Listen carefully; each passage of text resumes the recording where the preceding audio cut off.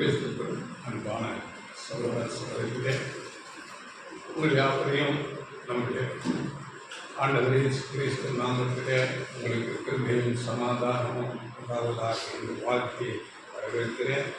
இந்த நாளிலே நமக்கு செய்தி என்னவென்றால், சகலமும் நன்மைக்கு எதுவாக நடக்கிறது. அது யாருக்கு என்றால், அவருடைய தீர்மானத்தின்படி அழைக்கப்பட்டவர்களாய் தேவனிடத்திலே அன்பு கூறுகிறவர்களுக்கு சகலமும் நன்மைக்கு எதுவாக நடக்கிறது என்று வேதத்தில் வசனம் சொல்லுகிறது. வசனத்தை படிங்க. ரோமர் 8:28. அன்றியும் அவருடைய தீர்மானத்தின்படி அழைக்கப்பட்டவர்களாய் தேவனிடத்தில் அன்பு கூறுகிறவர்களுக்கு சகலமும் நன்மைக்கு எதுவாக நடக்கிறது என்று அறிந்திருக்கிறோம். அவருடைய தீர்மானத்தின்படி அழைக்கப்பட்டவர்களாய். தீர்மானம் என்றால் இன்னொரு மொழிபெயர்க்கிற அவரது திட்டத்திற்கு ஏற்ப அழைக்கப்பட்டவர்களாய் தேவனிடத்தில் அன்பு கூறுகிறவர்களுக்கு சகலமும் நன்மைக்கு ஏதுவாக நடக்கிறது என்று அறிந்திருக்கிறோம். நாம் அறிந்து கொள்ள வேண்டும். நம்முடைய சர்வ வல்லமையுள்ள தேவன் ஒரு மிகப்பெரிய இந்த மனுக்குலத்தை ரட்சிக்கக்கூடிய ஒரு திட்டத்தை ஏற்படுத்தி அதை ஒவ்வொரு காலப்பகுதியிலும் மிக சரியாக நிறைவேற்றிக் கொண்டே இருக்கிறார். அப்படிப்பட்ட ரட்சிப்பின் திட்டத்தில் பங்கெடுக்க இந்த சுவிசேஷ யுகத்திலே இருந்து ஒரு சிறு மந்தை வகுப்பாரை தேர்வு செய்கிறார் என்பதை நாம் அறிந்து கொள்ள வேண்டும். நாம் அதற்கு வசனம் ஆதாரம் மத்தேயு 20:14 அழைக்கப்பட்டவர்கள் அநேகர், தெரிந்து கொள்ளப்பட்டவர்களோ சிலர் என்றார் சொல்லியிருக்கார். அப்படியே பயப்படாதே சிறு மந்தையே என்று சொன்னார். ஒரு சிறு மந்தை தேர்வு செய்யப்படுகிறது. இன்றைக்கு உலகத்திலே நாம் பார்க்கும்போது உலக மக்கள் தொகையிலே சுமாராக 1/3 கிறிஸ்தவர்களாக இருக்கிறார்கள். ஆனால் அதிலே ஒரு சிறு மந்தையை மாத்திரம் அவர் தெரிந்து கொள்கிறார். பயப்படாதே சிறு மந்தையே, ராஜ்யத்தை கொடுக்க தேவன் சித்தமுள்ளவராயிருக்கிறார் என்று வேதம் சொல்லுகிறது. இந்த சிறு மந்தைக்குத்தான் இருந்தால் மனதிலே கொள்ள வேண்டும். இந்த சிறு மந்தைக்குத்தான் சகலமும் நன்மைக்கு எதுவாக நடக்கிறது என்று அறிந்திருக்கிறோம் என்று வசனம் சொல்லுகிறது.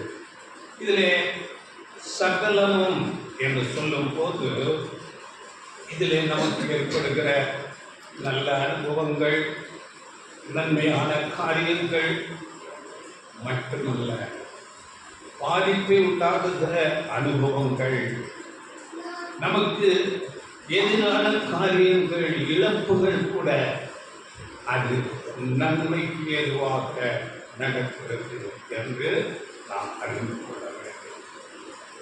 இதுதான் சகலமும் நன்மைக்கு எதுவாக நடக்கிறது என்று வேதம் சொல்லுகிறது.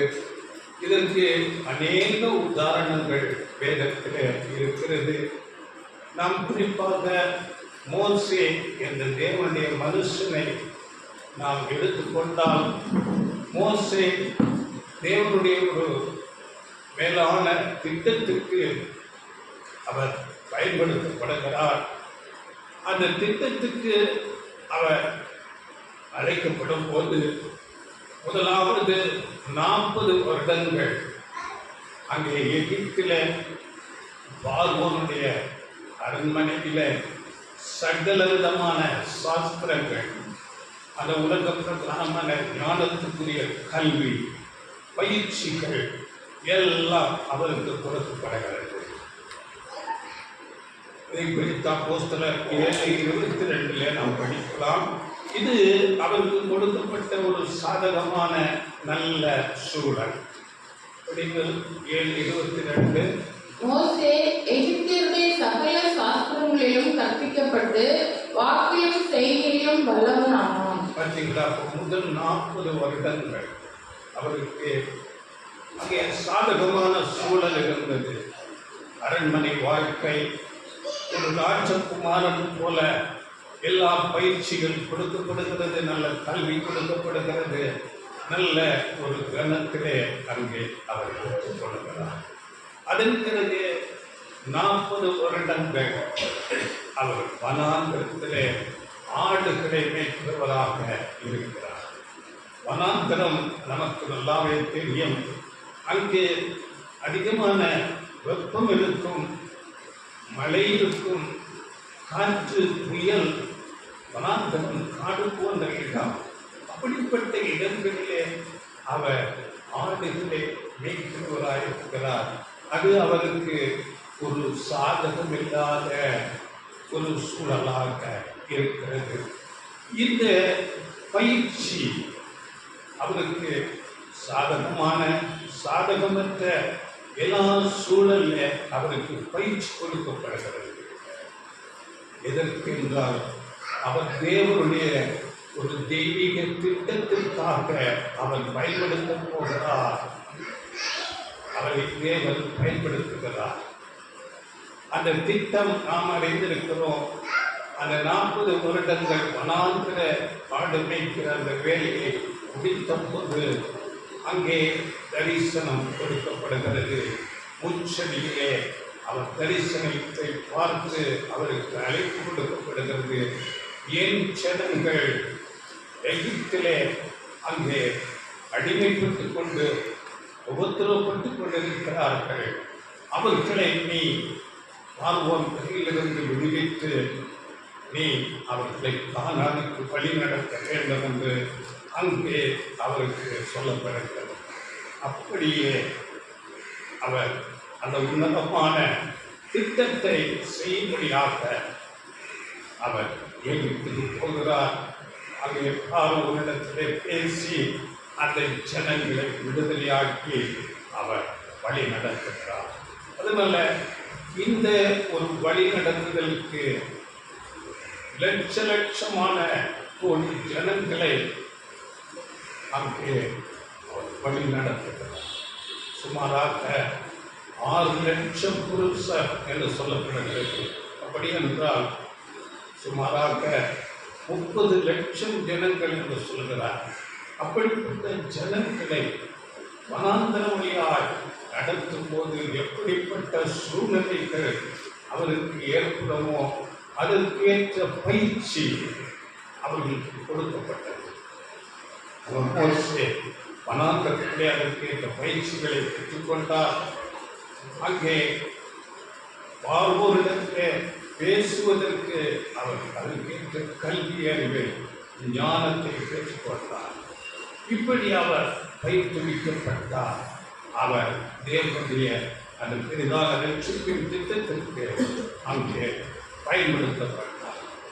அதனால அப்படி மோசேயை தேவன் பயன்படுத்துவதற்கு சாதகமானதும் சாதகமற்றதுமான சூழ்நிலைகளிலே வழி நடத்தினது போல நம்மையும் இந்த சுவிசேஷத்திலே ஒரு சிறு மந்தை வகுப்பாராக பிரித்தெடுத்து அநேக பயிற்சிகளை கொடுக்கிறார். சாதகமானதும் சாதகமற்றதுமான அநேக சூழ்நிலைகளிலே வழி நடத்தி கொண்டு வருகிறார். எதற்கு என்றால் தேவனுடைய ராஜ்யத்திலே இந்த உலகத்தில் உள்ள எல்லா ஜனங்களும் உயிர்த்தெழுந்து வருவார்கள். அப்படிப்பட்ட ஜனங்களை வழி நடத்துவதற்கு நம்மை பயிற்றுவிக்கிறார். வேதம் சொல்லுகிறது, அப்படிப்பட்ட அழைக்கப்பட்ட அந்த சிறு மந்தை வகுப்பார் அநேக உபத்திரவங்களின் வழியாகத்தான் அந்த தேவனுடைய ராஜ்யத்திற்குள் போக வேண்டும் என்று வேதம் சொல்லுகிறது. படிங்கள் அப்போஸ்தலர் 14ஆம் அதிகாரம் 22ஆம் வசனம். திடப்படுத்தி விசுவாசத்திலே நிலைத்திருக்கும்படி அவர்களுக்கு புத்தி சொல்லி, நாம் அநேக உபத்திரவங்களின் வழியாய் தேவனுடைய ராஜ்யத்தில் பிரவேசிக்க வேண்டும் என்று சொன்னார்கள். அநேக உபத்திரவங்களின் வழியாக தேவனுடைய ராஜ்யத்திலே பிரவேசிக்க வேண்டும். இது தேவனுடைய வார்த்தை, இது தேவனுடைய ஒரு திட்டமாக இருக்கிறது. இப்படி அநேக வசனங்கள் இருக்கிறது. 2 தீமோத்தேயு 3ஆம் அதிகாரம் 12ஆம் வசனத்தில் கூட கிறிஸ்து இயேசுவுக்குள் தேவ பக்தியாய் நடக்க மனதாயிருக்கிற யாவரும் துன்பப்படுவார்கள், யாவரும் துன்பப்படுவார்கள்.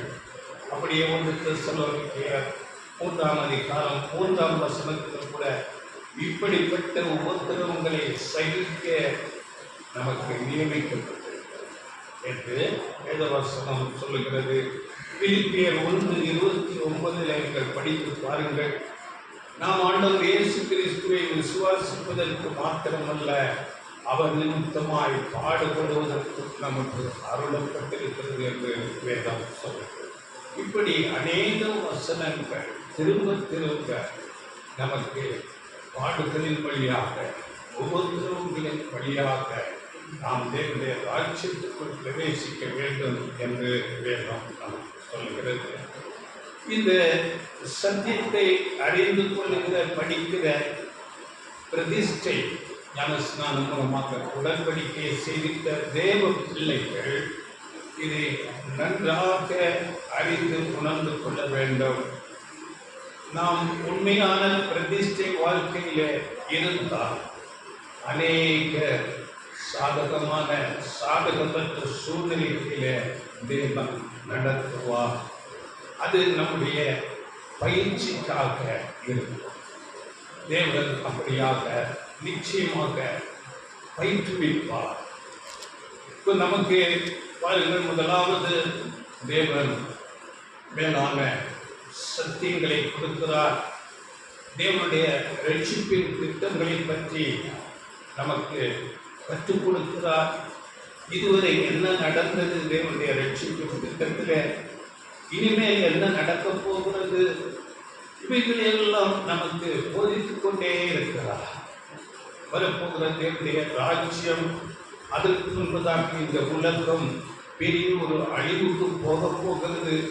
இவைகளெல்லாம் தேவன் அநேக தீர்க்க தரிசனங்கள் மூலமாக, அநேக வார்த்தைகள் சக்திகள் மூலமாக நம்மை முதலாவது போதிக்கிறார். இந்த ஞானம், இந்த அறிவு மட்டும் போதாது. அடுத்து அந்த தேவனுடைய ராஜ்யத்தில் நாம் ஆண்டவர் இயேசு கிறிஸ்துவோடு உடன் சுதந்திரராக ஆளுகை செய்வதற்கு ஆண்டவர் இயேசு கிறிஸ்துவுக்கு ஏற்ற குணாம்சங்களுடைய அந்த கிறிஸ்து சாயலுக்குப்பாக நாம் மாற வேண்டும்.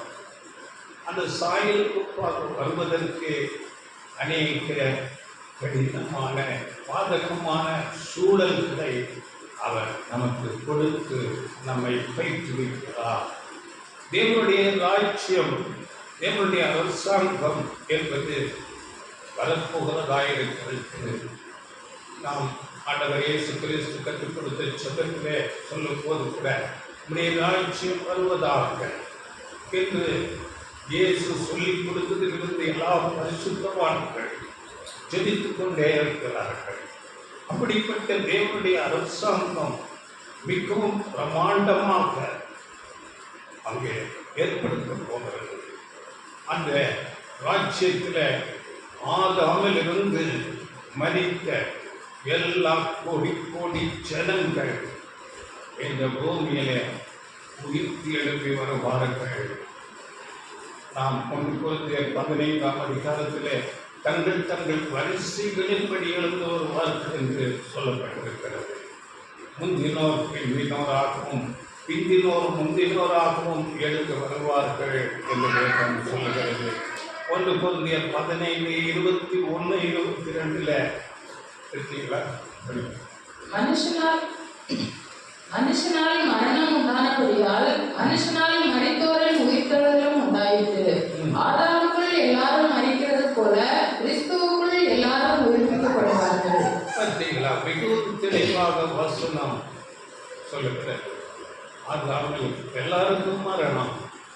ஆண்டவர் இயேசு கிறிஸ்து இரண்டாம் ஆதாமாக பாவமில்லாதவராக வந்து தம்முடைய ஜீவனை தியாகம் செய்ததினால அவர் மூலமாக அங்கே நீதி சரி கட்டப்பட்டு எல்லாரும் பாவ மன்னிப்பை பெற்று உயிர் தெளிந்து வருவார்கள். அவர்கள் உயிர் தெளிந்து வரும்போது அவர்கள் எப்படிப்பட்ட ஒரு மனநிலையிலே மதித்தார்களோ அதே மனநிலையிலே எழுந்திருந்து வருவார்கள். அவர்கள் மிகவும் சீர்கட்டவர்களாகவும் அவர்கள் கொடூரமானவர்களாகவும் பிடிவாதமுடையவர்களாகவும் முரட்டுத்தனமுடையவர்களாகவும் அறியாமையிலே ஊறி போனவர்களாக இருப்பார்கள். அப்படிப்பட்டவர்களை நாம் ஞானமாக இந்த சபை வகுப்பார் அவர்களை ஞானமாக சீர்படுத்த வேண்டும். தேவனுடைய நீதியை கற்றுக்கொள்ளும்படியாக அவர்களை வழிநடத்த வேண்டும். அதற்கு மிகுந்த பொறுமை, சகிப்புத்தன்மை, அன்பு தேவையாக இருக்கிறது. அதற்காக இப்பொழுது நமக்கு பயிற்றுவிக்கப்படுகிறது. அது நீடிய பொறுமையோடு இருக்கிறது. அன்பு உண்டாவதற்கு, தீமைகளை சகிப்பதற்கு இப்பொழுதே நமக்கு அந்த பயிற்சி கொடுக்கப்படுகிறதா இருக்கிறது. அந்த குணாம்ச வளர்ச்சிக்குத்தான் தேவன் இந்த நாளில் இந்த சுவிசேஷ யுகத்திலே ஓடிக்கொண்டிருக்கிற இந்த சிறு மந்தை வகுப்பாருக்கு அநேக அங்கே சாதகமான அநேக சூழ்நிலைகளின் வழியாக நடத்தி அவர்களை தயார்படுத்துகிறார். அப்படிப்பட்ட குணாம்ச வளர்ச்சி நிலை அடையாவிட்டால் நாம் தேவனுடைய ராஜ்யத்திலே அந்த திட்டத்துக்கு ஆண்டவர் இயேசு கிறிஸ்துவோடு கூட உடன் சுதந்திராக இருந்து ஆளுகை செய்வதற்கு நாம் தகுதி இல்லாதவர்களாக மாறிவிடுவோம். பொருத்தமற்றவர்களாக போய்விடுவோம். அதனால கிறிஸ்துவின் சாயலுக்கு ஒப்பாக வர வேண்டியது நமக்கு அவசியமாக இருக்கிறது. இப்பொழுது கொடுக்கப்படுகிற அநேகமான சாதகமற்ற சூழ்நிலைகளை நாம் பயன்படுத்தி கற்றுக்கொண்டு அந்த நல்ல குணாம்சங்களை நாம் வளர்த்து கொள்ள வேண்டும். இதுதான் இந்த சுவிசேஷ யுகத்திலே நமக்கு கொடுக்கப்படுகிற அநேகமான அனுபவங்கள். தேவன் அதை அப்படியாக அனுமதிப்பார். முதலாவது நாம் சத்தியத்தை கற்றுக்கொள்ளுகிறோம். சத்தியத்தை கற்றுக்கொள்ளுகிற ஆரம்ப நாட்களிலே அதிக ஒரு சோதனைகள், கஷ்டங்கள் வராது. அது போக போக அநேக சூழ்நிலைகள், ஏனென்றால் நம்முடைய குணாம்ச வளர்ச்சிக்காக தேவன் அநேக பாதகமான சூழ்நிலைகளிலே வழி நடத்துவார். இது எப்படி என்றால், நாம் உதாரணமாக எடுத்துக்கொண்டால் ஒரு தென்னங்கன்று, அது சிறிய கன்றாக இருக்கும்போது அது நல்ல ஒரு தோட்டத்தில் அங்கே வளர்க்கப்படுகிறது. சிறு கன்றாக இருக்கும்போது அதற்கு வேண்டிய எல்லா தேவைகள் கொடுக்கப்படுகிறது. அதன் பிறகு ஒரு சமயத்தில் அது தனியாக பிரித்து அங்கே தனியாக நடப்படுகிறது. தனியாக நடப்படும் போது அங்கே சரியான தண்ணீர் கிடைக்காது. வெறும் காற்று, வெயில் மாறி மாறிப்படியாக அந்த மரத்தை பலவிதமான சூழல்களிலே அது வளரும்படியாக அங்கே நட்டுவிக்கப்படுகிறது. இப்படி அது கொஞ்சம் கொஞ்சமாக அந்த மண்ணில் பலப்பட்டு அந்த எல்லா சூழ்நிலைகளையும் ஏற்று அது பெரிய மரமாக வளர்கிறது. அப்படியே நாமும் ஆரம்பத்தில் உலகத்தில் பலவிதமான பாவங்களிலும் பலவிதமான சூழ்நிலைகளிலே நாம் இருந்தோம். நாம் பலவீனமாக இருந்தோம். அப்பொழுது இந்த சத்தியம் கொடுக்கப்பட்டது. அந்த சத்தியத்தோடு சிறிய அனுபவங்களை, பெரிதாக அல்ல, சிறிய அனுபவங்களை தேவன் கொடுத்து நம்முடைய குணாம்சங்களை அப்படி ஒவ்வொரு நாளும் நாளுக்கு நாள் அந்த தென்னை மரத்தை போல தனியாக வளர்ச்சி அடைய பெரிய அந்த சூழ்நிலைகளை, பாதகமான நிலைகளை கொடுத்து நம்மை வலிமைப்படுத்துகிறார், நம்மை தகுதிப்படுத்துகிறார். நம்முடைய குணாம்சங்கள் வளருவதற்காக, கிறிஸ்துவின் சாயலுக்காக மாறுவதற்காக. அதனால் ஒரு வசனம் இப்படியாக யோபு புஸ்தகத்தில் சொல்லப்பட்டிருக்கிறது. யோபு 5ஆம் அதிகாரம் 17-18 வசனங்கள். யோபு: இதோ தேவன் தண்டிக்கிற மனுஷன் பாக்கியவான், ஆகையால் சர்வவல்லவருடைய சிட்சையை அற்பமாக எண்ணாதிரும். அவர் காயப்படுத்தி காயம் கட்டுகிறார், அவர் அடிக்கிறார், அவருடைய கை ஆற்றுகிறது. காயப்படுத்தி காயம் கட்டுகிறார். இங்கே அவர்கள் அங்கே சிக்ஷை என்று வருகிறது. அப்படி அல்ல, கடவுள் திருத்தும் மனிதர் பேருக்கு திருத்துகிறார். நம்மை அநேக தீமையான காரியங்களிலிருந்து, கெட்ட பழக்க வழக்கங்களிலிருந்து, கெட்ட சுபாவங்களிலிருந்து கிறிஸ்துவின் சாயல் கோப்பாக, அவருடைய குணாம்சத்திற்கு கோப்பாக நம்மை திருத்துகிறார். அப்படியே வல்லவரின் கண்டிப்பை வெறுக்காது. என்ன சொல்லப்பட்டிருக்கிறது? சிக்ஷை. சிக்ஷை அல்ல, கண்டிப்பு. ஒரு அன்புள்ள தகப்பனாக நம்மை திருத்துகிறார், சிக்ஷை கொடுக்கிறார், அவருடைய கையை நம்மை மாற்றுகிறார். அப்படிப்பட்ட அன்புள்ள ஒரு தகப்பனாக நம்முடைய தேவன் இருக்கிறார். அதனால நாம் ஆரம்பத்தில் நாம் நினைக்கலாம், எனக்கு பெரிய சிக்ஷை எல்லாம் தேவையில்லை, நான் அந்த சிக்ஷைக்கு இல்லாமலே நான் நல்லவனாக மாறிவிட்டேன், ஆண்டவர் இயேசு கிறிஸ்துவுக்கு ஏற்ற குணாம்சங்கள் என்னிடத்தில் வந்துவிடும் என்று நாம் ஆரம்பத்தில் நினைக்கலாம். ஆனால் அது அப்படி அல்ல. அது நம்முடைய மாம்ச பலவீனம் அப்படியாக நம்மை சொல்ல வைக்கும். நம்முடைய மாம்சம் பலவீனம் உள்ளது.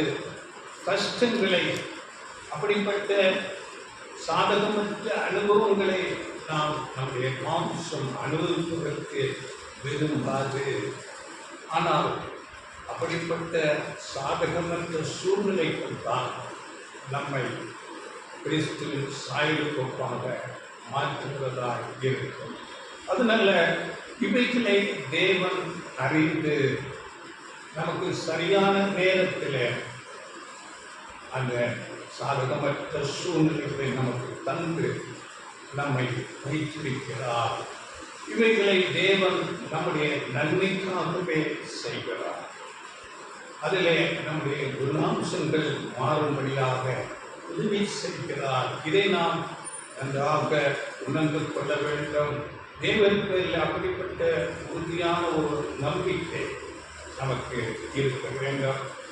பாருங்கள், இந்த உலகத்தில் மற்ற ஜனங்களுக்கெல்லாம் இந்த உலகத்திலே என்ன நடக்குது, ஏன் இப்படியெல்லாம் நடக்கிறது என்று ஒன்றுமே தெரியாது. ஆனால் தேவன் நமக்கு எல்லாவற்றையும் அறிவித்திருக்கிறார். கடந்த வாரத்தில் கூட வரப்போகிற பெரிய அழிவை குறித்து நாம் பேசியிருந்தோம். வரப்போகிற பெரிய அழிவிலிருந்து தப்பிப்பதற்கு நாம் எப்படி ஜீவிக்க வேண்டும் என்பதை குறித்து நாம் அநேக வார்த்தைகள் நமக்கு கொடுக்கப்பட்டிருக்கிறது. ஆனால் உலகம் ஒன்றுமே அறியாதவர்களாக இருக்கிறார்கள். வரப்போகிற காரியத்தை அறியாதிருக்கிறார்கள்.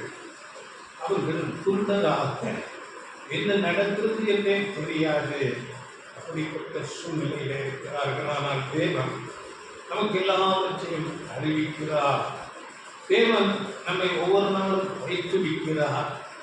இந்த வரப்போகிற பெரிய அழிவிலிருந்து தப்பிப்பதற்காக நம்முடைய சாயல் மாறும்படியாக நம்மை ஒவ்வொரு நாளும் படிப்பிக்கிறார், நம்மை போதிக்கிறார், அநேக சாதகமற்ற சூழ்நிலை வழியாக நடத்துகிறார்.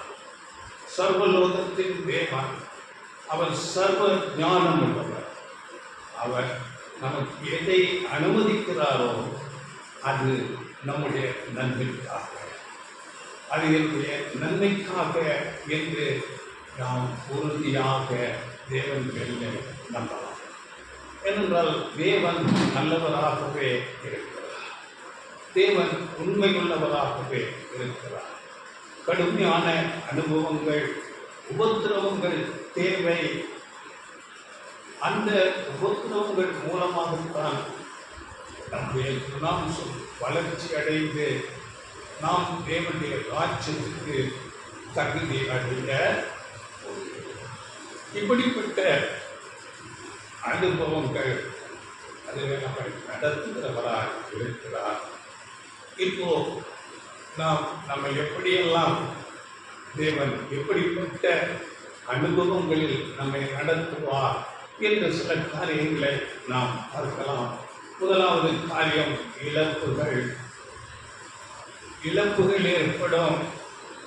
அது நம்முடைய நண்பர்களாக இருக்கலாம், நாம் நண்பர்களை இழக்க வேண்டியிருக்கும், உறவினர்களை இழக்க வேண்டியிருக்கலாம், உடைமைகளை கூட இழக்க வேண்டியதாக இருக்கலாம். இவைகளையெல்லாம் நாம் ஏற்றுக்கொள்ளுகிற மனப்பக்குவம் நமக்கு வேண்டும். அப்போஸ்தலனாகிய பவுல் இதை சொல்லும் போது பிலிப்பியர்கள் நிறுவனத்தில் நாம் எந்த சூழ்நிலையானாலும் மனரம்யமாக இருக்க கற்றுக்கொண்டேன் என்று எழுதுகிறார். இது நமக்கு அவர் பாடமாக, தேவனுடைய வார்த்தையாக நமக்கு அவர் கொடுக்கிறார். பிலிப்பியர் 4:11-12. என் குறைச்சலினால் நான் இப்படி சொல்வதில்லை, ஏனெனில் நான் எந்த நிலைமையில் இருந்தாலும் மன ரம்யமாயிருக்க கற்றுக்கொண்டேன். வாழ்வதற்கும் எனக்கு தெரியும், வாழ்வதற்கும் எனக்கு தெரியும். எவ்விடத்திலும் எல்லாவற்றிலும் திருப்தியாயிருக்கவும், பட்டினியாயிருக்கவும், பரிபூர்ணம் அடையவும், குறைவுபடவும் போதிக்கப்பட்டேன். எந்த நிலையிலும், எப்படிப்பட்ட சூழ்நிலையிலும் நான் மனரம்யமாக இருக்க வைக்கப்பட்டேன். இது சபைக்கு, சிறுநம்பிக்கு தேவையானதாக இருக்கிறது. அதில் இழப்புகள் வரும், இழப்புகள் நம்மை பாதிக்க செய்யும். அதை நாம் எப்படி ஏற்றுக்கொள்ள முடியும், எப்படி மனரம்யமாக இருக்க முடியும் என்று நாம் பார்க்கும்போது நம்முடைய இருதய விருப்பங்கள், நம்முடைய அதிகப்படியான உலக பிரகாரமான விருப்பங்கள், இவைகளை நாம் கொஞ்சம் கொஞ்சமாக அகற்றும்படியாக இந்த இழப்புகள் நமக்கு கொடுக்கப்படுகிறது. வரப்போகிற தேவனுடைய ராஜ்யம்தான் நித்தியமானது.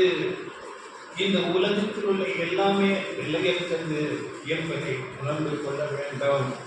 அதற்காக இந்த இழப்புகள் கொடுக்கப்படுகிறது. அப்போ வரப்போகிற தேவனுடைய அரசாங்கத்திலே அதற்கு அடுத்த காரியங்களை நாம் மனதிலே விரும்புகிறவர்களாக இருக்க வேண்டும். அதை அதிகமாக வாஞ்சிக்க வேண்டும். வேதவசனம் நமக்கு சொல்லுகிறது, கொலோசியர் 3:1-2 நீங்கள் கிறிஸ்துவுடன் கூட எழுந்ததுண்டானால் கிறிஸ்து தேவனுடைய வலது பாரசத்தில் வீற்றிருக்கும் இடத்தில் உள்ள மேலாண்மைகளை தேடுங்கள். பூமியில் உள்ளவைகளே அல்ல, மேலாண்மைகளையே நாடுங்கள். மேலாண்மைகள்.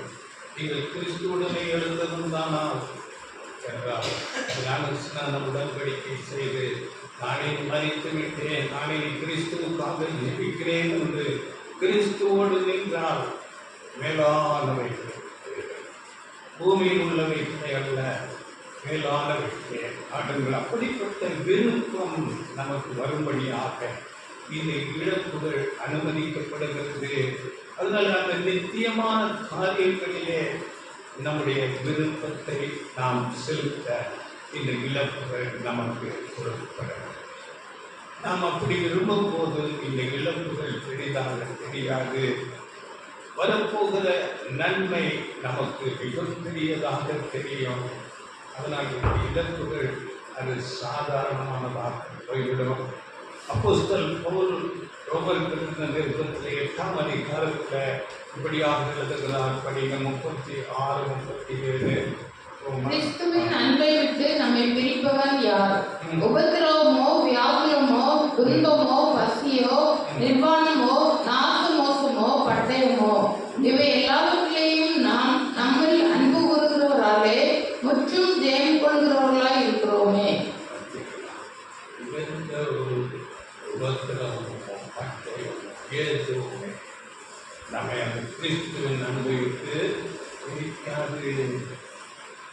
இந்த ஒரு அன்பு, ஒரு வாஞ்சை, ஒரு உணர்வு, ஒரு வைராக்கியம், தேவனுடைய ராஜ்யத்திலே கிறிஸ்துவோடு நான் ஆளுகை செய்ய வேண்டும் என்ற அந்த ஒரு எதிர்பார்ப்பு, உறுதி நமக்கு இருக்கும்போது இந்த இழப்புகள் அது பெரிதாக தெரியாது. அதனால இந்த இழப்புகள் நமக்கு அனுமதிக்கப்படுகிறது. இந்த உலகத்தில் இருக்கிற எல்லா காரியங்கள், எல்லா மேன்மைகள், அதிகாரங்கள் எல்லாம் அழிவுக்கு போகிறதா இருக்கிறது.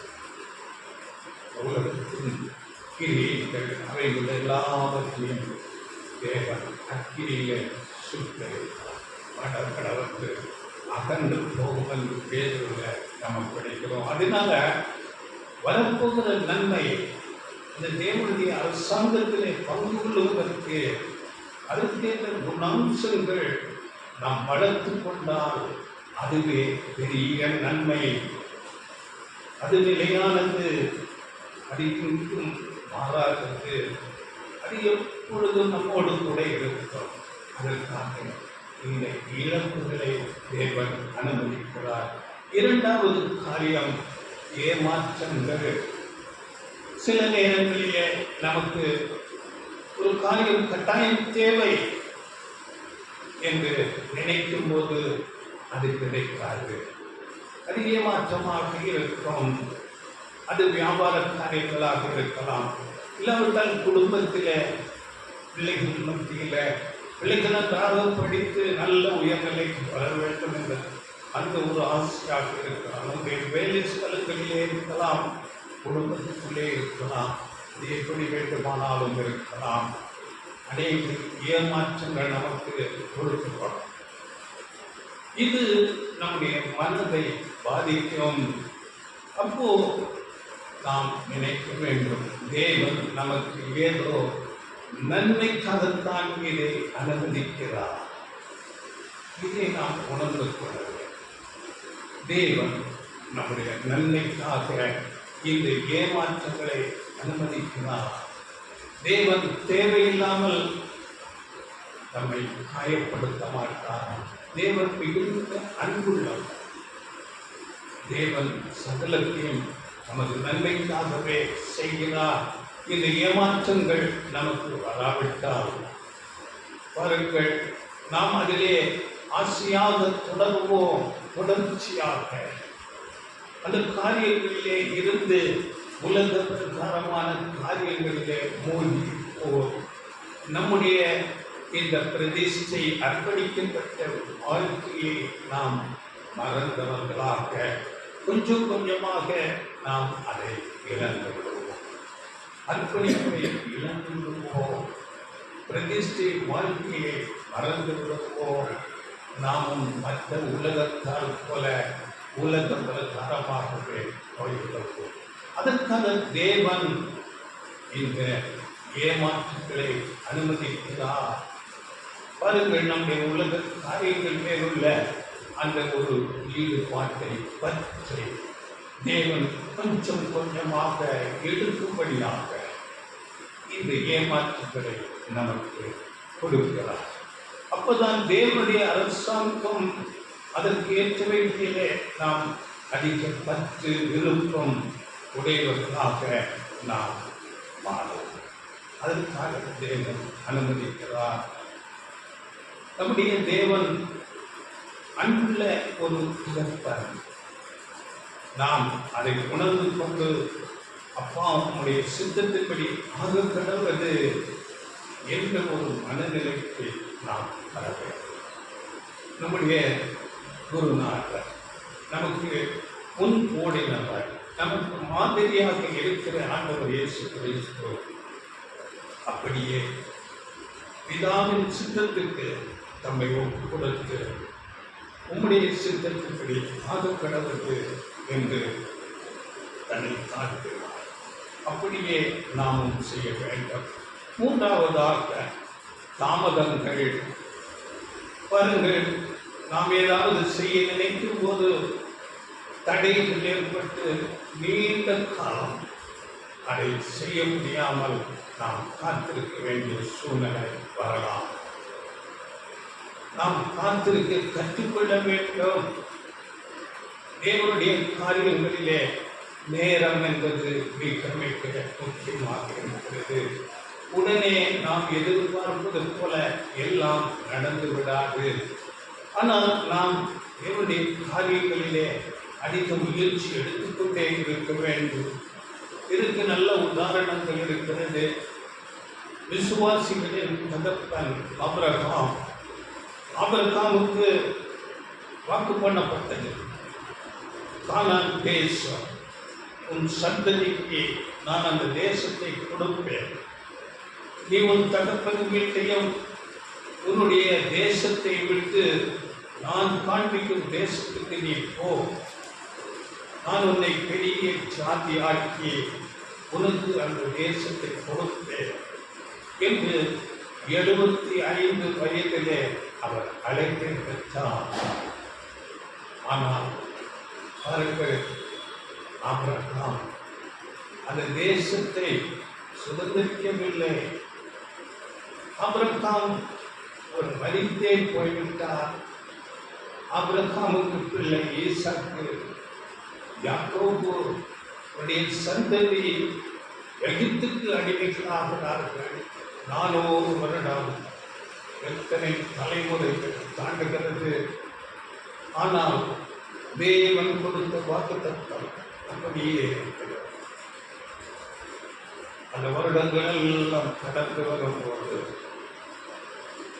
அங்கே மோசே மூலமாக விடுவிக்கப்பட்டு இன்னும் 40 வருடம் வனாந்தரத்திலே நடந்து அதன் பிறகு அதற்கான தேசம் சுதந்திரத்துக்கு கொடுக்கப்பட்டது. தேவன் வாக்குப்படினால் அது நிச்சயம் நடக்கும். கால தாமதங்கள் உண்டு, அதற்கு காத்திருக்க வேண்டும். அப்படியே ஆபிரகாமுக்கு 75 வயதிலே அழைப்பை பெற்றார், குழந்தை இல்லை. உன் சந்ததிக்குள் நான் இந்த உலகத்தையே ஆசீர்வதிப்பேன் என்று வாக்கு பண்ணப்பட்டது. குழந்தை இல்லை. 99 வயது வரையிலும் குழந்தை இல்லை. அந்த 99 வயதில் அங்கே வாக்கு பண்ணப்பட்டது, உன்னை நான் பெரிய சாதியாக்குவேன் என்று. அங்கே நீ மிகவும் திரளாய் பெருகுவாய், உன்னை பெருகம் பண்ணுவேன் என்று வாக்கு பண்ணப்படும் போது அங்கே 100 வயதில் ஈசாக்கு பிறக்கிறார்.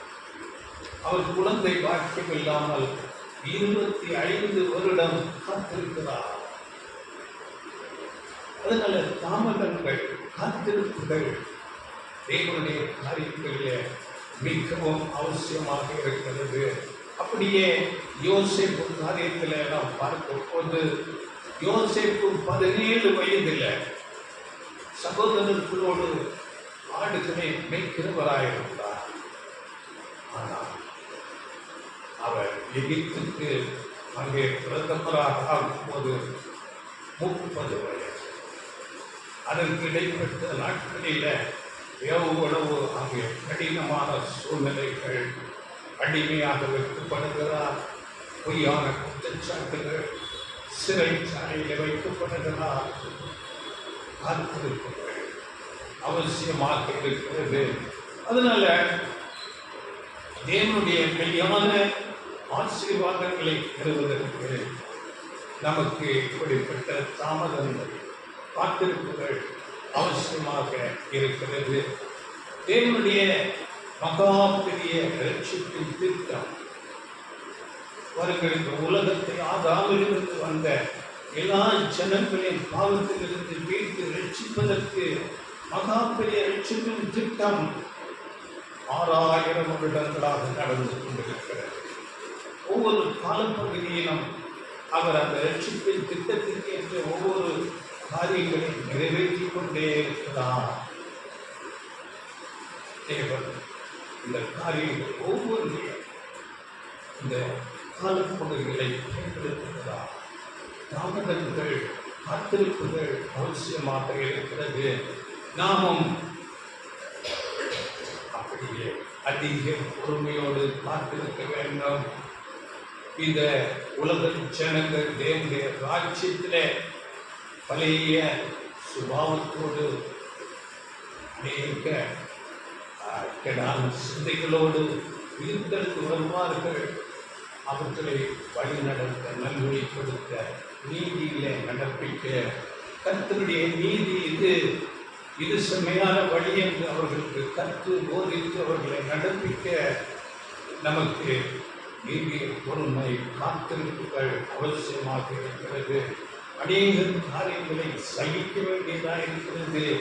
அதற்கேற்ற குணாம்சங்களை நாம் இப்பொழுது வளர்த்து கொள்ள வேண்டும். அதனால தாமதங்கள் காத்திருப்புகள் என்னுடைய திட்டத்தில் ஒரு பங்காக இருக்கிறது.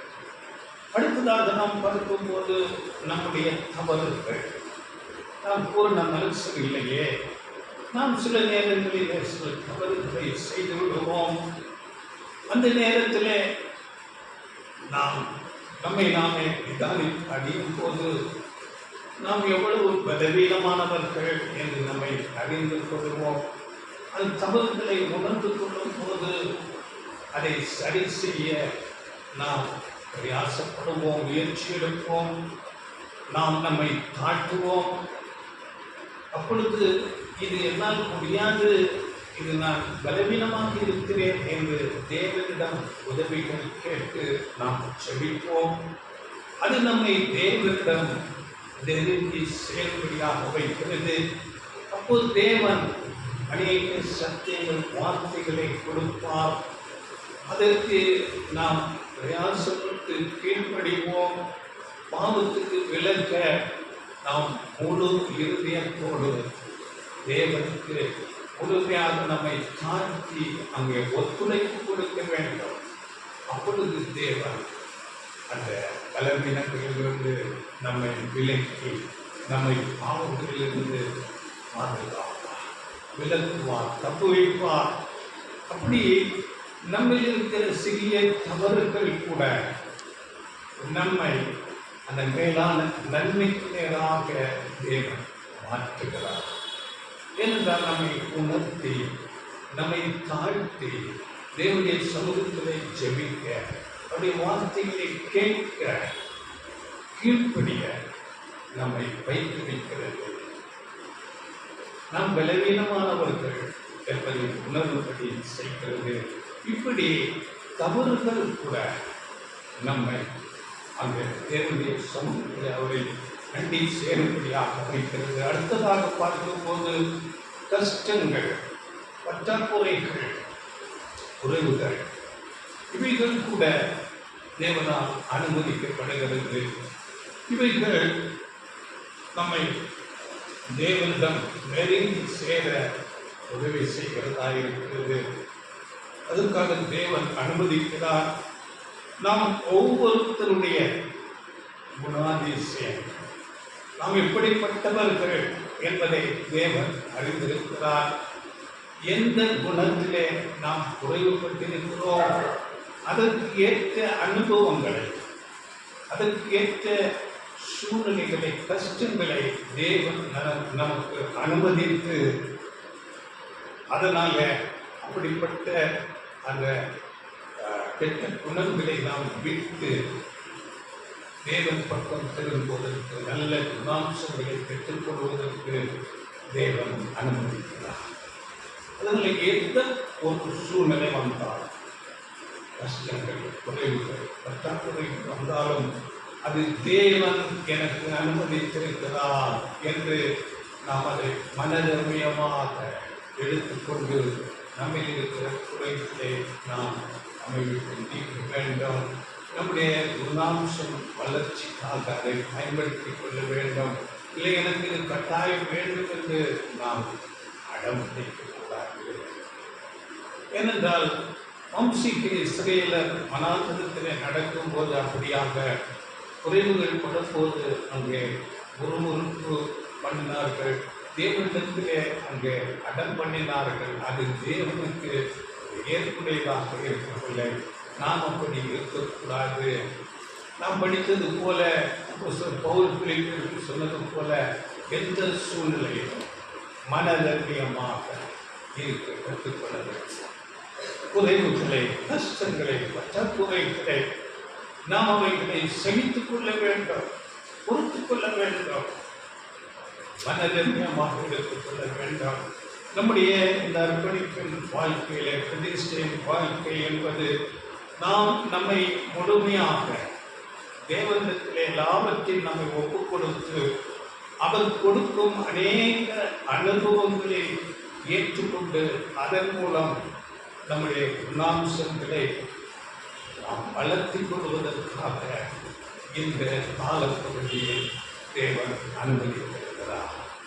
கிறிஸ்துவின் சாயலுக்கு ஒப்பாக தேவன் நமக்கு அநேக சூழ்நிலைகளை கொடுத்து நம்மை மாற்றுகிறார். பாருங்கள், அப்போஸ்தலன் பவுல் மூலம் என்னுடைய வார்த்தை நாம் படித்தோம். 4:11-12 அங்கே நான் பட்டினியாயிருந்தோம், குறைவுபடவும் போதிக்கப்பட்டேன். குறைவுபட்டிருக்கிறார், பட்டினியாக இருந்திருக்கிறார், சிறைச்சாலைகளில் இருந்திருக்கிறார், அடிக்கப்பட்டிருக்கிறார். இதுதான் நமக்கு பாடமாக வைக்கப்பட்டிருக்கிறது. அதனால் அப்படிப்பட்ட மனதர்மியம் நமக்கு இருக்க வேண்டும். இன்னும் நீங்கள் அப்போஸ்தலர் 27ஆம் அதிகாரம், அப்போஸ்தலர் நடவடிக்கைகள் 27ஆம் அதிகாரத்திலே நீங்கள் படித்து பாருங்கள். அங்கே அப்போஸ்தலர் பவுல் ஒரு கப்பல் பிரயாணம் செய்கிறார். எவ்வளவு பெரிய ஒரு அப்போஸ்தலன்! அநேக தரிசனங்கள் பெற்றவர், வரங்கள் பெற்றவர், தேவனால் வல்லமையாக பயன்படுத்தப்பட்ட ஒரு அப்போஸ்தலன். அவர் அந்த கப்பல் பிரயாணத்திலே அங்கே மிகுந்த துன்பத்துக்குள்ளாகிறார். அங்கே நாம் படிக்கும் போது அது அந்த கப்பல் சேதமடைகிறது.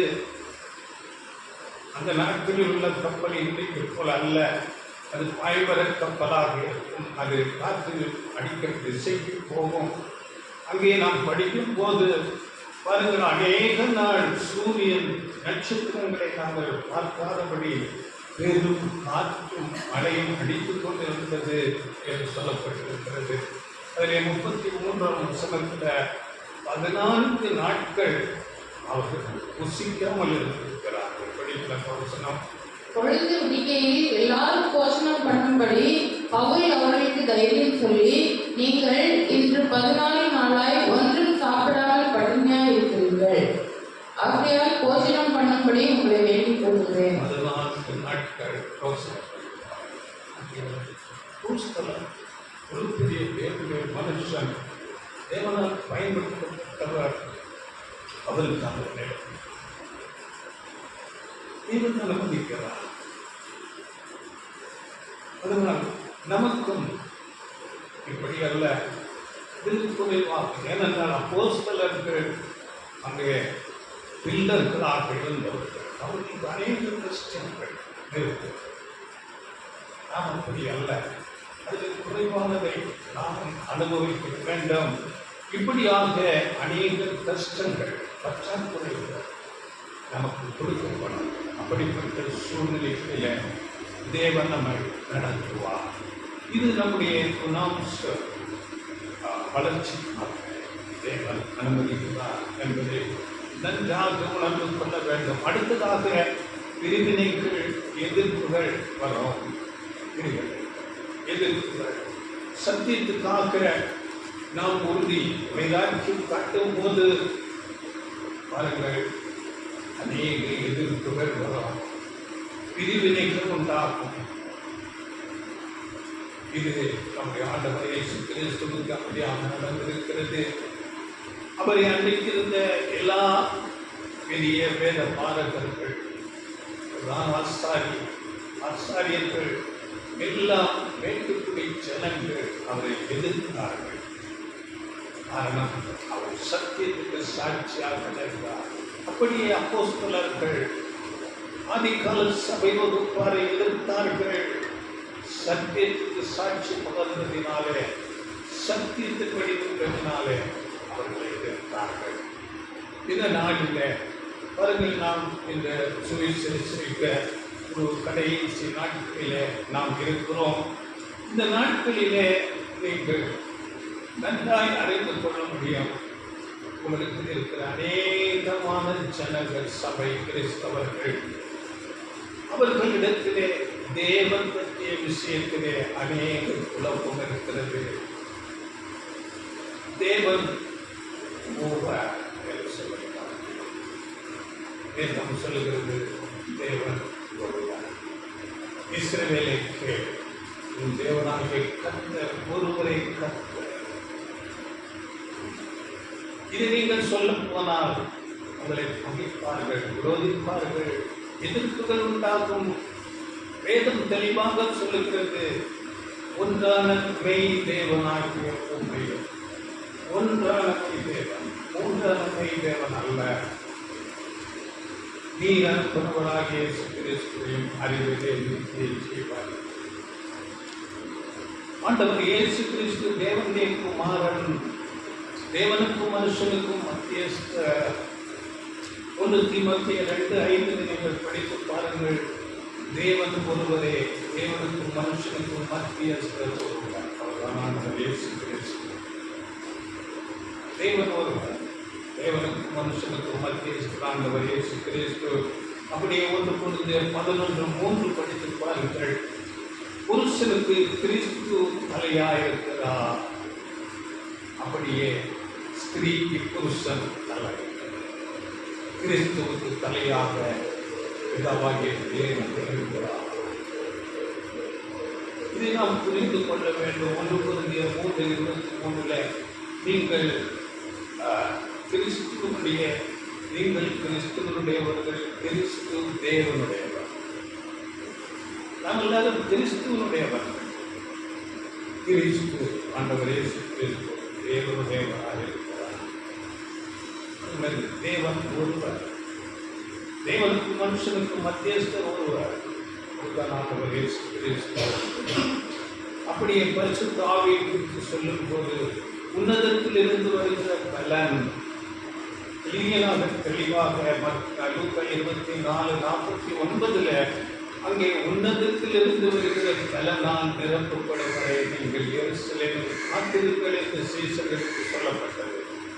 ஏனென்றால் அவர்கள் அந்த நாட்களிலே அந்த யூத ஜனங்களாலும் வேத பாடகர்களாலும் பரிசேயர்களாலும் பயந்து போயிருந்தார்கள். அந்த உன்னதத்தில் இருந்து வந்த அந்த பலன் பரிசுத்த ஆவி கொடுக்கப்படும் போது அவர்கள் பலனடைந்தார்கள். யாருக்கும் பயப்படவில்லை. தைரியமாக ஆண்டவர் இயேசு கிறிஸ்துவுக்கு சாட்சி பகர்ந்தார்கள். அதுதான் பரிசுத்த ஆவி உன்னதத்திலிருந்து வருகிற பலன். இன்றைக்கு இந்த சத்தியத்தை நாம் பேசும்போது நம்மை பிரிவினைவாதிகள், இடர்கள் பண்ணுகிறவன் என்று நம்மை சொல்லுவார்கள். பயப்படும் தேவை. சத்தியத்துக்காக நாம் நிற்க வேண்டும். இடரல்கள் உண்டாகும், எதிர்ப்புகள் வரும். அதனால அப்போஸ்தலர் 13ஆம் அதிகாரத்தில் 48 நித்திய ஜீவனுக்கு நியமிக்கப்பட்டவர்கள் எவர்களோ அவர்கள் விசுவாசிப்பார்கள்.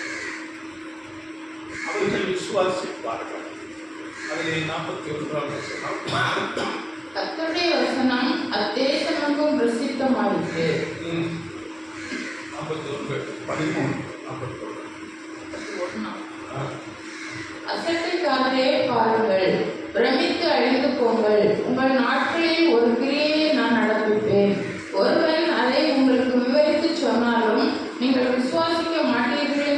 எழுதியிருக்கிறபடி உங்களுக்கு நேரிடாதபடிக்கு எச்சரிக்கையாக இருங்கள் என்றார். உங்களுக்கு நேரிடாதபடி எச்சரிக்கையாக ஒருவன் அதை விவரித்து சொன்னாலும் உங்களுக்கு புரிந்து கொள்ள ஒரு மனநிலை இல்லை என்றார். எச்சரிக்கையாக வேதவசனம் தெளிவாக சொல்கிறார். அதனால் சாத்தான் அநேகரை வஞ்சித்துக் கொண்டிருக்கிறான். புதிய நாட்களிலே நாம் அதிக கவனம் கொண்டிருக்க வேண்டும். சத்தியத்தை அறிவிக்கிற சத்தியம் உங்களை விடுதலையாகும். சத்தியம் இல்லாவிட்டால் எப்படி விடுதலை உண்டாகும்? சத்தியத்தை நாம் சரியாக அறிந்து கொள்ள வேண்டும். அதே ரோமர் 16ஆம் அதிகாரம் 17ஆம் வசனம் படிங்க. ரோமர் 16:17. அன்பின் சகோதரரே, நீங்கள் கற்றுக்கொண்ட உபதேசத்திற்கு விரோதமாய் பிரிவினைகளும் இடர்களையும் உண்டாக்குகிறவர்களை குறித்து எச்சரிக்கையாய் இருந்து அவர்களை விட்டு விலக வேண்டும் என்று உங்களுக்கு புத்தி சொல்கிறேன்.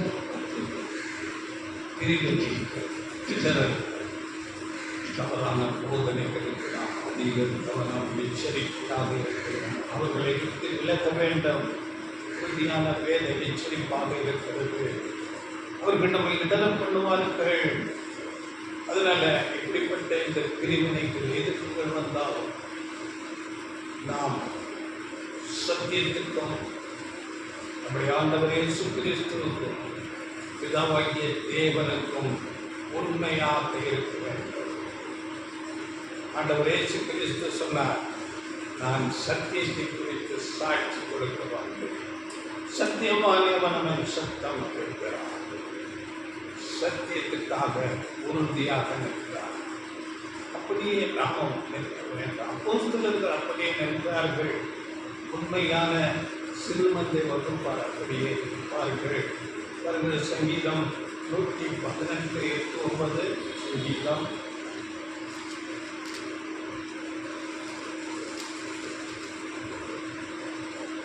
மனுஷனை நம்புவதை பார்க்கிலும் கர்த்தர் பெயரில் பற்றுதலாய் இருப்பதே நலம். பிரபுக்களை நம்புவதை பார்க்கிலும் கர்த்தர் பெயரில் பற்றுதலாய் இருப்பதே நலம். உலகத்தில் உள்ள எந்த அதிகார பிரபுக்கள், எந்த பெரிய தலைவர்கள், மத போதகர்கள் நம்பக்கூடாது. கர்த்தர் பேரில் பற்றுதலாக இருப்பது வேதமே சத்தியம், வசனமே சத்தியம். சத்தியத்துக்கு மாத்திரம் நாம் கீழ்ப்படிய வேண்டாம். அதனால சத்தியத்துக்காக நாம் நிற்கிறோமா என்று பரீட்சைகள் வரோம்.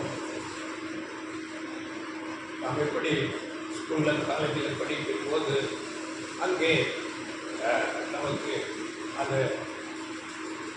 பாடத்தோடு கூட அநேக ப்ராக்டிக்கல் அங்கே கொடுக்கப்படும். அப்படியே நம்முடைய வாழ்க்கையில் ஜீவனத்தில் சத்தியங்களோடு கூட அநேக விதமான அனுபவங்கள், சாதகமற்ற சூழ்நிலைகள் நமக்கு கொடுக்கப்படும். அவைகளை நாம் பயன்படுத்தி நம்முடைய குணாம்சங்களை நாளுக்கு நாம் வளர்க்கிறவர்களாக இருக்க வேண்டும். அடுத்ததாக நாம் பார்க்கும்போது நமக்கு சத்துருக்கள் இருப்பார்கள். நாம் சத்தியத்துக்கு சாட்சியாக இருக்கும்போது, உண்மையாக இருக்கும்போது, நீதியில நான் நடப்பேன் என்று சொல்லும் போது அநேக சத்துருக்கள் எழுப்புவார்கள். அப்படி சத்துருக்கள் எழுப்புவது எதனால் என்றால், நீங்கள் சத்துருக்களையும் நேசிக்க வேண்டும் என்று வேதம் சொல்லுகிறது. அந்த சத்துரு இருந்தால் தான் நாம் அப்படி நேசிக்கக்கூடிய, அப்படி அந்த குணத்தை அபிவிருத்தி செய்வதற்காக இப்படிப்பட்ட சத்துருக்கள் எழுப்புவார்கள். ரோமர் 12:20-21 உன் சத்துரு பசியாக இருந்தால் அவனுக்கு போஜனம் கொடு, தாக்கமாக இருந்தால் அவனுக்கு தண்ணீர் பானம் கொடு, நீ தீமையினால் வெல்லப்படாமல் தீமையை நன்மையினாலே வெல்லு என்று சொல்லப்பட்டிருக்கிறது. அடுத்த 19ஆம் வசனத்தில் இதற்கு மேலே, பிரியமானவர்களே, பழி வாங்குதல் எனக்குரியது, நானே பதில் செய்வேன் என்று கர்த்தர் சொல்லுகிறார் என்று எழுதியிருக்கிறபடியால் நீங்கள் பழி வாங்காமல் கோபாகனுக்கு இடம் கொடுங்கள். தேவன் அங்கே தீர்ப்பு செய்கிறவர். தேவன் பழிவாங்குகிறவர். அதனால் சத்துருக்களுக்கு நாம் பதில் செய்ய தேவையில்லை. கூடுமானால் உங்களால் ஆன மட்டும் எல்லா மனுஷரோடும் சமாதானமாக இருங்கள் என்று அங்கே சொல்லப்பட்டிருக்கிறது. அப்படியே சத்துருக்களை நாம் நியாயம் தீர்க்க நமக்கு அதிகாரம் இல்லை. தேவன் அங்கே தீர்ப்பு செய்கிறவராக இருக்கிறார். சங்கீதம் 7ஆம் அதிகாரம் 16ஆம் வசனத்தில் அவர்களுடைய தீவினை அவன் சிறுசின் மேல் திரும்பும் என்று சொல்லப்பட்டிருக்கிறது. அவர்களுடைய தவறான காரியங்களை அவர்களுக்கு எதிராக அவர்கள் தலையின் மேல் வரணும். அதனால அங்கே அப்படியாக தீர்ப்பு வந்துவிடும். நீதிமொழிகள் 5:22 கூட துன்மார்க்கனை அவனுடைய அக்கிரமங்களை பிடித்துக் கொள்ளும், தன் பாவ பயிர்களால் அவன் கண்டப்படுவான். துன்மார்க்கனை நமக்கு எதிராக இருக்கிற சத்துருக்களை நாம் நியாயம் தீர்க்க அவர்களுக்காக நாம் பரிதவிக்கப்பட வேண்டும், பரிதாபப்பட வேண்டும். அவர்கள் கூட தேவனுடைய ஆட்சியில் அவர்கள் நல்வழிப்பட்டு அவர்கள் திருந்தி வருகிறவர்களாக இருப்பார்கள். அதற்காக நாம் அவர்களை பரிதாபத்தோடு பார்க்க வேண்டும். ஒருவேளை நமக்கு சத்துருக்களே இல்லாமல் இருந்தால் சத்துருக்களை நாம் எப்படி சிநேகிக்க முடியும்? அப்படியாக இயேசு கிறிஸ்து அப்போஸ்தலர்கள் எல்லாம் சத்துருக்களை நேசித்திருக்கிறார்கள்.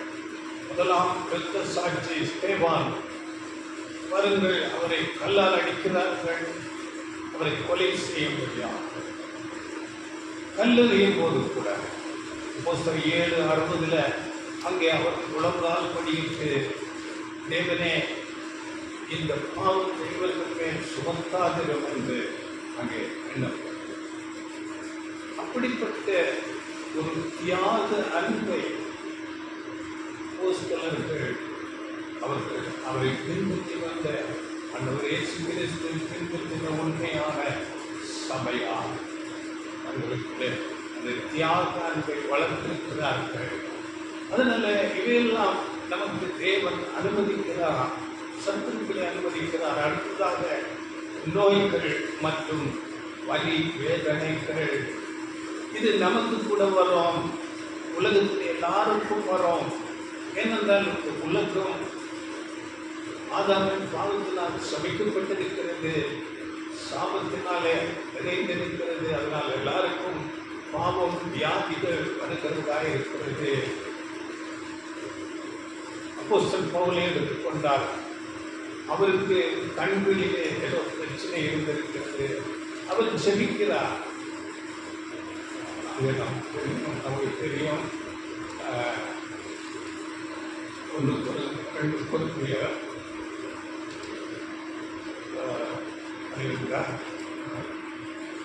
12ஆம் அதிகாரத்தில் படிக்க வேண்டாம். அவருக்கு ஒரு முள் கொடுக்கப்பட்டிருக்கிறது. அது என்னை குட்டும் சாத்தானுடைய தூதனாய் இருக்கிறது என்று சொல்லப்பட்டார். அதற்காக நான் 3 தடவை விண்ணப்பம் பண்ணினேன். பாருங்கள், தேவனுடைய ஊழியக்காரர் அப்போஸ்தலர், வரங்களை பெற்றவர், அநேக தரிசனங்களை பெற்றவர், இப்படிப்பட்ட அப்போஸ்தலர், அவருக்கு ஒரு முள் கொடுக்கப்பட்டது. என் கிருபை உனக்கு போதும் என்று அங்கே அவர் பதில் சொல்லப்பட்டது. அதோடு அவர் திருப்தி அடைக்கிறார். அந்த முல்லை அவர் சகித்துக் கொள்ளுகிறார். அதனால இது எல்லாருக்கும் நமக்கு அனுமதிக்கப்படுகிறது. ஆனாலும் தேவன் நம்மை அளவோடு நம்மை அந்த வியாதி மருத்துவங்களை கொடுத்து நம்மை பாதுகாக்கிறார்.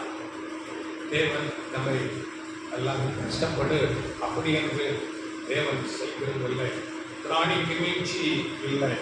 நாம் படிக்கிறோம் 1 நீங்கள் பிராணிக்கு மேலாக சோதிக்கப்பட இடம் கொள்ளாமல் அதை தாங்கத்தக்கதாக பலன் கொடுத்து தப்பித்துக் கொள்ளும்படியான போக்கை உண்டாக்குகிறார்.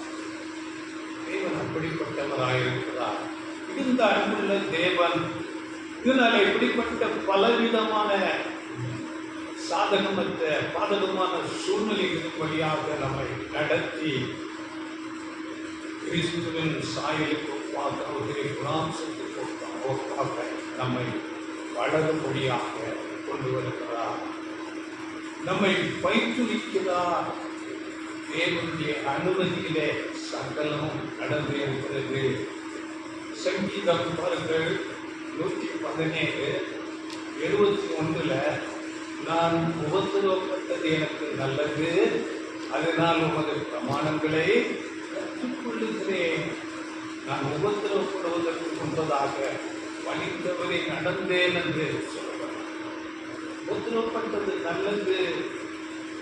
அதனால கிறிஸ்துவை பின்பற்றி வரும்போது இந்த உலகத்தில் நமக்கு என்ன வாக்கு கொடுக்கப்பட்டது என்றால் பெரிய ஐஸ்வர்யம், பெரிய அந்தஸ்து நான் கொடுக்கிறேன் என்று வாக்கு பண்ணப்படவில்லை. நமக்கு என்ன வாக்கு பண்ணப்பட்டிருக்கிறது என்றால் ஆண்டவர் இயேசு கிறிஸ்துவோடு அவருடைய அடிச்சுவடுகளிலே தன்னை தாங்களுக்கு சிலுவை சுமந்து அவரை பின்பற்றுவதற்கு நமக்கு வாக்கு பண்ணப்படுகிறது. அவரை போல ஜெயம் கொள்ளும்படியாக வாக்கு பண்ணப்பட்டிருக்கிறது. ஜெயம் கொள்ளுகிறவன் எவனோ அவனே என்னோடு கூட ஆளுகை செய்வான். அப்படி ஜெயம் கொள்ளுவதற்கு தேவையான சத்தியங்கள் தேவனுடைய பரிசுத்த ஆவி நமக்கு கொடுக்கப்படுகிறது.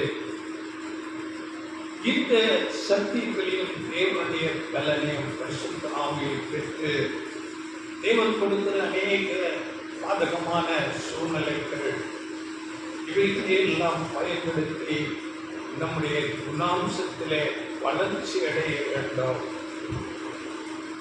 இதுதான் நமக்கு வாக்கு பண்ணப்பட்டிருக்கிறது. கிறிஸ்துவின் சாயலுக்கு பார்க்க நாம் வரும்படியாக நமக்கு தேவையான சக்திகள், அனுபவங்கள், தேவனுடைய ஆவி வழிநடத்துதல் நமக்கு கொடுக்கப்படுகிறது. ரோமர் 12:12 நம்பிக்கையிலே சந்தோஷமாயிருங்கள், உபத்திரவத்திலே பொறுமையாயிருங்கள், ஜெபத்திலே உறுதியாயிருங்கள். அதில் உபத்திரவம் உண்டு. நாம் நம்பிக்கையிலே உறுதியாக இருக்க வேண்டும், சந்தோஷமாக இருக்க வேண்டும். ஏனென்றால் தேவனுடைய ராஜ்யம் வரப்போகிறது. இவைகளெல்லாம் நாம் இந்த பார்த்த அநேக சூழ்நிலைகள், உபத்திரவங்கள், குறைவுகள், எதிராளிகள், எதிர்ப்புகள், இவைகளையெல்லாம் நாம் பயன்படுத்தி கற்று தேடி ஒவ்வொரு நாளும் நாம் குணாம்சத்திலே வளர்ந்து கொண்டே இருக்க வேண்டும். அப்படி நம்மை தகுதிப்படுத்தினால்தான் தேவனுடைய சங்கத்தில் கிறிஸ்துவோடு கூட நாம் ஆளுகை செய்ய கற்றுகிறாங்க. இந்த ஒரு தகுதி கிறிஸ்துவின் சாயல், கிறிஸ்துவுக்கேற்ற குணாம்சங்கள் வேதத்திலே சொல்லப்பட்டிருக்கிறது. அது வெளியேறப்பட்ட பொக்கிஷம். அது விலைமதிப்பில்லாத ரத்தின கற்களாக வேதத்திலே சொல்லப்பட்டிருக்கிறது.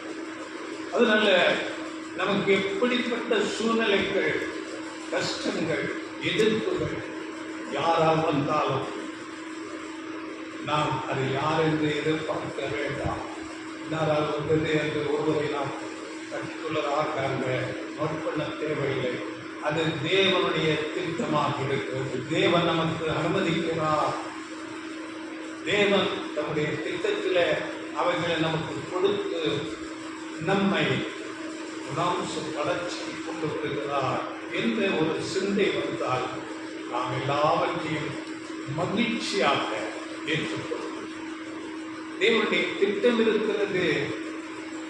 அவரை நேசிக்கிறவர்களுக்கு, அர்ப்பணித்தவர்களுக்கு தேவன் எல்லாவற்றையும் நன்மைக்காக நடத்துகிறார். நன்மையாக